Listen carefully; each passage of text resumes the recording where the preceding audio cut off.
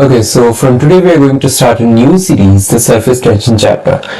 This is a very logical continuation of fluid mechanics. अभी हमने हाल ही में fluid mechanics के सारे complete किए हैं. Playlist is already uploaded. अगर आपने वो playlist नहीं देखी just have a look because उसके लिए surface tension को सीखने के लिए you'll require some bit of fluid mechanics concepts also. Also, if you're liking these videos, if you're finding these videos helpful, do hit the subscribe button and it really keeps us motivating. So let's start with the surface tension. Surface tension में we're going to ask some questions like बूंद spherical क्यों होती है? So you might have ever wondered कि why the shape of any drop is spherical? वो और कोई दूसरे शेप की क्यों नहीं होती? There are questions like if there is a brush over here which is dry, brush is currently in the dry state, so वो फैला हुआ होता है, but जब वो wet हो जाएगा, so it shrinks. Why this happens? There are questions like so this is a kind of container जिसमें एक पतली सी film है. This is a very thin film of soap or any liquid. उसके अंदर एक thread रखा हुआ है. This is a thread जो भिगोया हुआ है पूरी फिल्म के अंदर. What will happen अगर इस थ्रेड के अंदर का फिल्म को अगर आप ब्रेक कर दोगे? So when the inner surface of this thread breaks, thread एक spherical shape ले लेता है. Why this happens? What is the reason behind it? So see, when there are two plates, so let's say this is plate number 1, plate number 2, और दोनों plate के बीच में अगर कोई लिक्विड भरा हुआ होता है, and if you're trying to pull them apart, दोनों को खींचने में परेशानी होती है. What's the reason, right? You might have seen that this is a tree, right? And roots से water goes up against the gravity. So roots के जो tubes हैं उनके अंदर से water ऊपर जाता है. So water ऊपर gravity के against कैसे जा पा रहा है? What is the driving force there? So these are some of the questions which we are going to answer in this complete chapter known as surface tension. Okay, so this is the first rule. Rule number 1. It is a property of liquid surfaces by which liquid tries to minimize its surface area. Liquid अपने surface area को minimise करना चाहती है. Meaning, अगर let's say there are some x number of liquid molecules which need to go into the surface, so liquid चाहेगी कि उन सारे x number of liquid molecules को वो ऐसे arrange करे such that its surface area gets minimized. Surface area minimize क्यों करना चाहता है? So हम आगे पढ़ेंगे कि liquid molecules, कोई भी liquid molecule surface में नहीं रहना चाहते हैं. All of them wants to go inside the liquid. Inside the liquid, what we call as bulk. सब bulk में रहना चाहते हैं. Surface में कोई liquid molecules नहीं रहना चाहता. Reason हम आगे देखेंगे. So उसी वजह से liquid tries to minimize its surface area. जब भी whenever it gets to do so, it tries to minimize its surface area. And partially this answers the question why this shape of a liquid is spherical. एक बूंद का shape spherical क्यों होता है? Because you might have seen from mathematics or optimizations that spherical surface has the minimum area over all other closed surfaces, right? A sphere has a minimum surface. A circular area, this is a minimum perimeter over all the other kind of areas, right? So this partially gives us the answer why the shape of a liquid drop is spherical. Fine. So okay, let's move. हमने अभी एक शब्द का surface, right? So let me define what surface is. सबसे पहले हम देखेंगे surface क्या होती है. Surface tension पढ़ने के लिए firstly we have to understand कि surface क्या होती है. Okay, so this is my liquid. ये मेरे liquid का एक element है, right? So this is my liquid. और उसके बाहर let's assume there is air. So एक boundary. So this is the interface where my liquid is interfering with the air, right? So उस interface के अंदर up to a particular region एक boundary होती है. What that region is? This is called my surface of the liquid. और surface के अंदर का जो भी लिक्विड है, this is called the bulk of the liquid. So जब भी हम लिक्विड के कोई भी लेट्स से कंटेनर रखा हुआ है, कंटेनर के अंदर लिक्विड है, सो उसके अंदर जब भी हम लिक्विड्स की बात करेंगे, there are two things to it. One is the surface of the liquid which is in close proximity to surrounding, so this is what we call a surface। तो यहाँ पर अगर एयर भरी हुई है, so some part of the liquid is in proximity to the surrounding and the other part of the liquid which is not in contact with the surrounding is what we call as bulk। so there are two things, surface and bulk। so let's say this is my beaker, this is my container जिसके अंदर liquid भरी हुई है। so there is a region which is in proximity to the surrounding जो कि red से denote किया गया है, and we call that region to be surface. This is my surface and rest of the liquid is my bulk. Bulk में जो भी rules लगते हैं वो फ्लूइड मैकेनिक्स के लगते हैं, जो अभी अभी जस्ट हमने पढ़ा हुआ है। सो बल्क में अगर आपको कोई let's say there is an object in the bulk, और बल्क में आपको फोर्सेस लगाने हैं, बल्क में प्रेशर कैलकुलेट करना है, बल्क में आपको एक्सेलरेशन कैलकुलेट करना है, न्यूटन्स लॉ लगाना है, एनीथिंग। बल्क में जब भी आप काम कर रहे होगे, so the rules are gonna from fluid mechanics. Fluid mechanics की चीजें चलेंगी। लेकिन जब हम सरफेस में काम कर रहे हैं, सरफेस में प्रेशर निकालो, सरफेस में फोर्सेस निकालो, सरफेस पे कैसे एक दूसरे पे फोर्सेस लग रहे हैं, so rules of fluid mechanics are not gonna work. For that we are gonna learn a new chapter, surface tension. और सरफेस टेंशन में हम जो भी चीजें पढ़ेंगे that is going to apply to the surface. So bulk के लिए fluid mechanics, surface के लिए सरफेस टेंशन। नाउ कोई भी molecules, any kind of molecules के बीच में दो प्रकार के फोर्सेस होते हैं। The first is called cohesive forces and the next is called adhesive forces. What are cohesive forces? Forces between same type of molecules. So अगर सेम टाइप ऑफ मॉलिक्यूल्स हैं, उनके बीच जो फोर्सेस लगता है that are called cohesive forces. And cohesive forces are pull forces. Cohesive forces attractive forces होते हैं, ये आपस में एक दूसरे को खींचना चाहते हैं। Whereas adhesive forces are forces between different types of molecules. Meaning, अगर यहाँ कोई एक water का molecule है और let's say यहाँ कोई एक solid का molecule, this is my solid molecule, तो इनके बीच में जो forces, force of interaction लगेगा, this force is what we call as adhesive forces, and these forces between the same kind of molecules are called cohesive forces. Mind you, this difference is very important कि cohesive forces सिर्फ same type of molecules के बीच में ही लगता है। आगे जब भी हम क्वेश्चन सॉल्व करेंगे सरफेस टेंशन की, तो कभी ना कभी लोगों को ये डाउट आएगा कि ये जो फोर्स है ये किसके बीच में लग रहा है।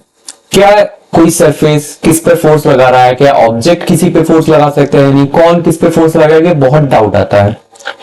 So to clear all the doubts, very important thing to note, cohesive forces सिर्फ सेम टाइप्स ऑफ मॉलिक्यूल्स के बीच में लगती हैं। सो फ्लूइड के बीच में, फ्लूइड्स आपस में जो फोर्स लगाती हैं that are cohesive forces. Fluid को जो फोर्स लगाएगा that is cohesive force. But fluid let's say beaker container के सरफेस पे जो फोर्स लगा रहा है, या सरफेस जो फ्लूइड पे फोर्स लगा रहा है, that is not cohesive forces. So this is very important thing you need to note. Okay, so now let's look at water molecules. Water molecules और उसके सराउंडिंग में उसका कैसे इंटरेक्शंस होते हैं, right? So let's say this is my water molecule inside my liquid. So बहुत ही close proximity में जो उसके वाटर मॉलिक्यूल्स होंगे, बिकॉज ऑफ एटॉमिक रिपल्शंस, वो बहुत ही हैवी रिपल्सिव फोर्सेस देंगे उस मॉलिक्यूल्स को जो कि एडजेसेंट में है। बट जो बाकी दूर के मॉलिक्यूल्स हैं, they are gonna apply attractive forces. All of these are gonna push, all of these are pull my water molecule, right?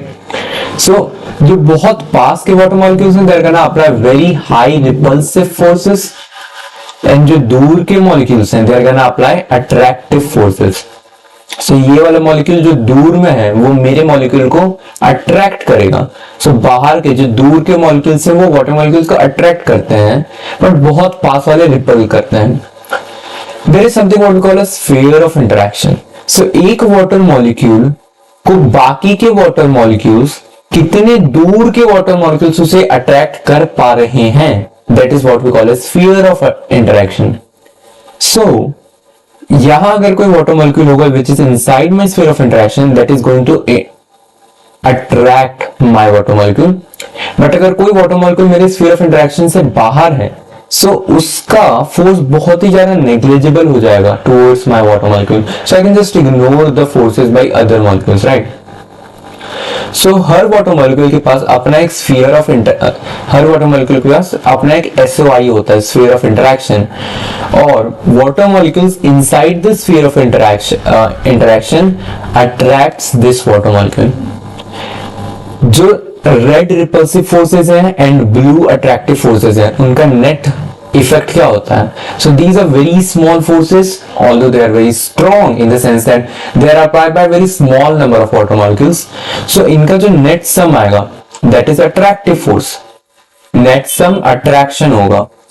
So in effect, in summary what I can say, every water molecule is attracted by its surrounding molecules. So all these surrounding molecules attract this water molecule. और ये attraction का force सिर्फ एक दूरी तक ही रहता है। If you go too far from the water molecule, so these water molecules are not attracting my water molecule anymore. Every water molecule is attracted by its surrounding. This is the conclusion, right? But there is a difference. There is a difference in bulk and surface. अगर हम bulk की बात करें, so this is my water molecule.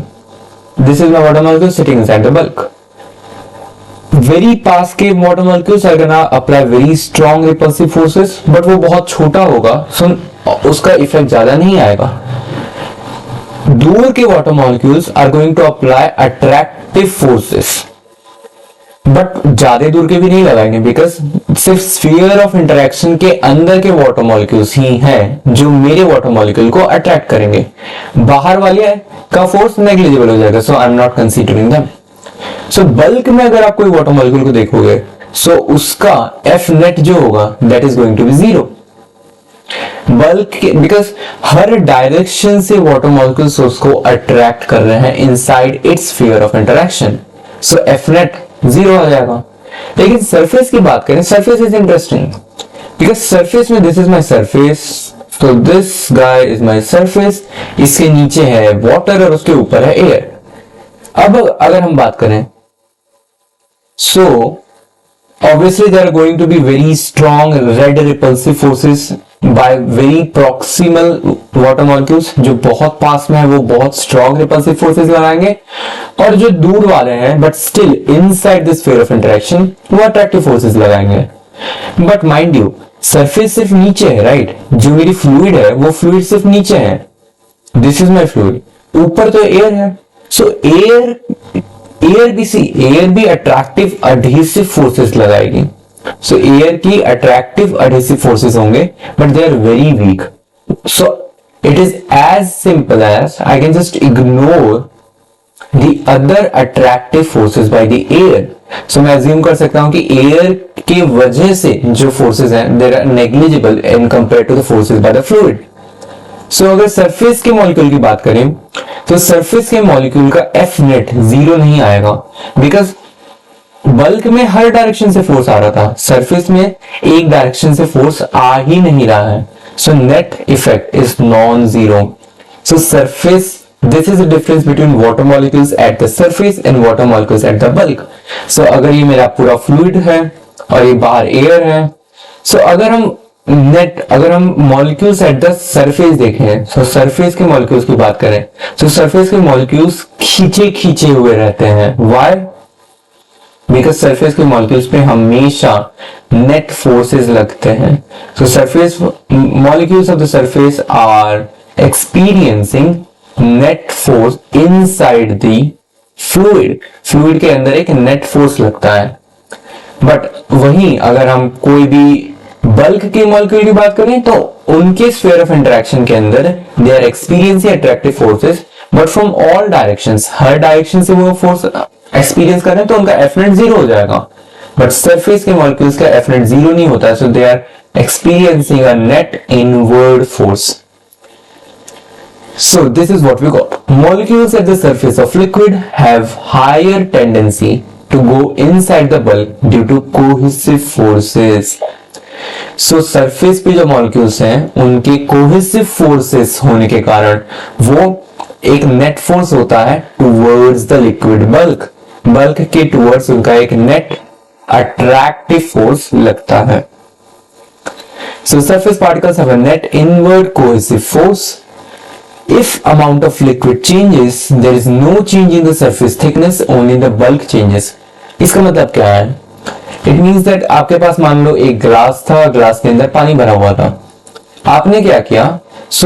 Glass के अंदर पानी था, surface इतनी सरफेस थी मेरी, right? This was my thickness of my surface. अब इसके अंदर क्या किया? इसके अंदर और पानी भर दिया, इसके अंदर और पानी डाल दिया, तो बल्क।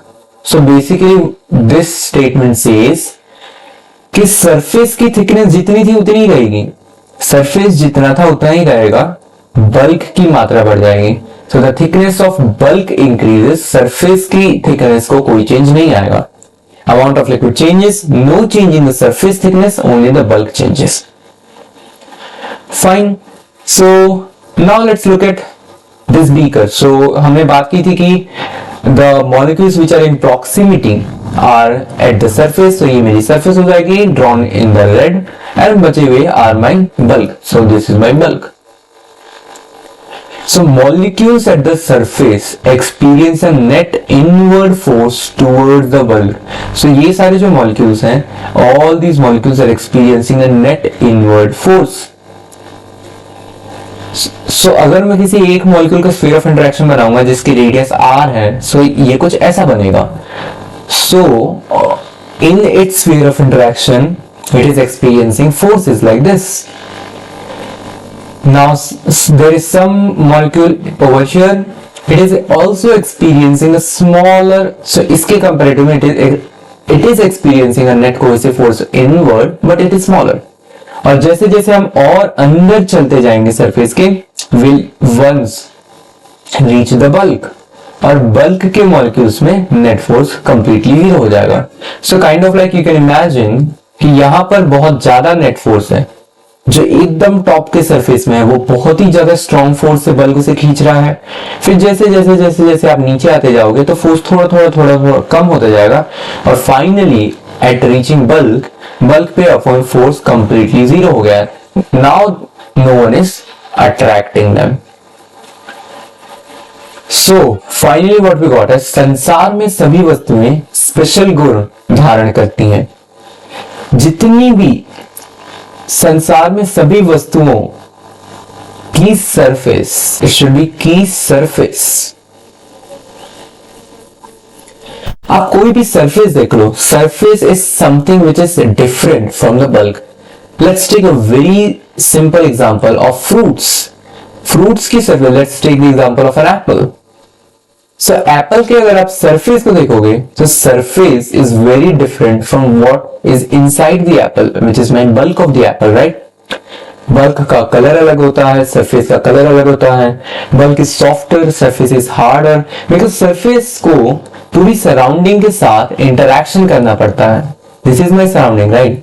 सो जो भी हवा, पानी, बिजली जो भी आएगी, the surface has to interact with it. So surface को सख्त हो जाना पड़ता है। Surface is different from the bulk. Bulk वाले मॉलिक्यूल्स को तो कुछ चिंता ही नहीं है, they are very free in the sense that they are not interacting with the surrounding, right? That's why we say संसार में सभी वस्तुओं की सरफेस में एक स्पेशल गुण अपने आप आ ही जाता है। This is the property of the nature itself. ठीक है, सो सारी फिलोसॉफिकल बातें खत्म हुई। वी हैव लर्नड कि सरफेस क्या होती है, सरफेस के मॉलिक्यूल्स पे नेट अट्रैक्टिव फोर्सेस लगते हैं, बल्क के मॉलिक्यूल्स पे नेट फोर्स नहीं लगता है। सरफेस के मॉलिक्यूल्स पे कोहेसिव फोर्सेस लगाते हैं उसके आसपास के सरफेस के मॉलिक्यूल्स।